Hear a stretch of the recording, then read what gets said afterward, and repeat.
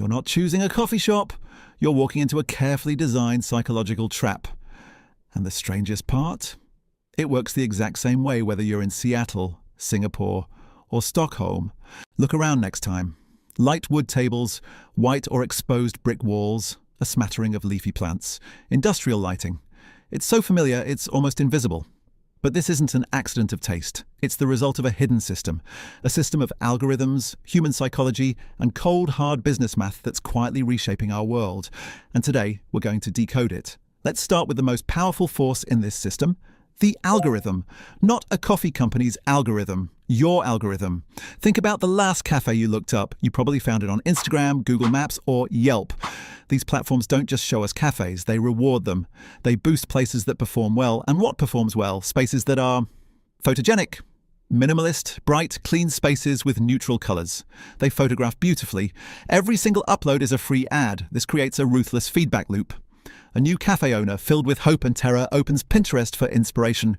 The algorithm shows them what's already winning, what has thousands of likes and tags. It has curated a perfect look, so they copy it. They open.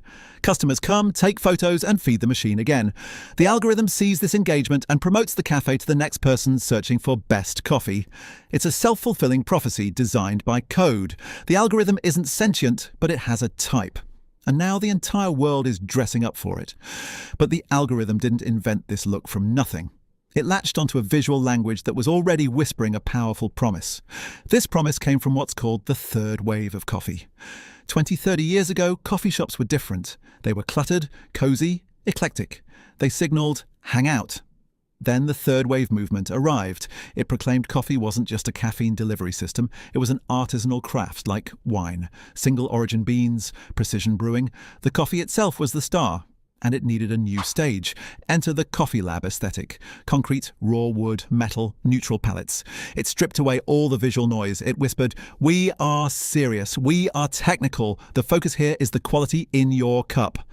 This minimalist look became a trusted badge, a visual shorthand for good coffee. Your brain learned to read this code. You see the blonde wood and the white tile, and before you've even tasted a drop, you've made subconscious judgments. Quality, safety, a certain modern middle-class vibe. The aesthetic became a signal, and once a signal is understood, it becomes a tool. This is where the system clicks into place for the owner. It stops being about trendiness and starts being a rational, risk-averse calculation. Opening a cafe is a terrifying gamble. The majority fail. So when you're designing your space, you face a brutal choice.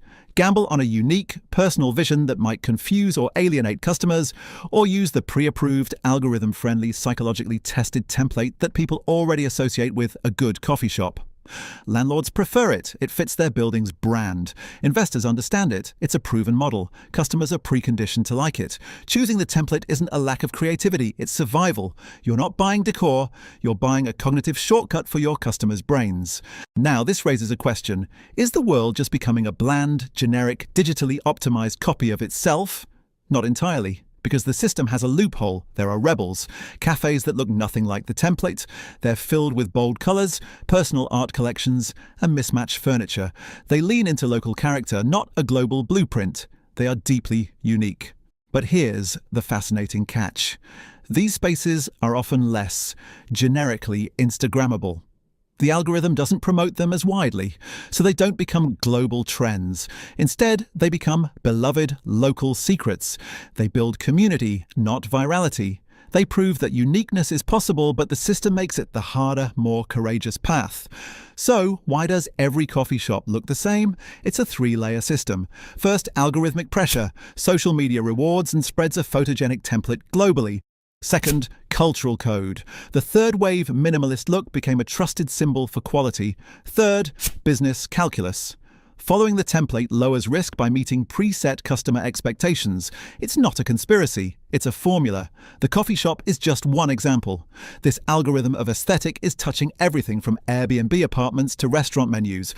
Once you see the system, you start seeing it everywhere. So next time you're in that familiar, comfortable, lightwood space sipping your perfectly crafted drink, remember, you didn't just choose a coffee, you walked into a mathematically modeled, psychologically optimized, globally distributed experience. You're in the machine.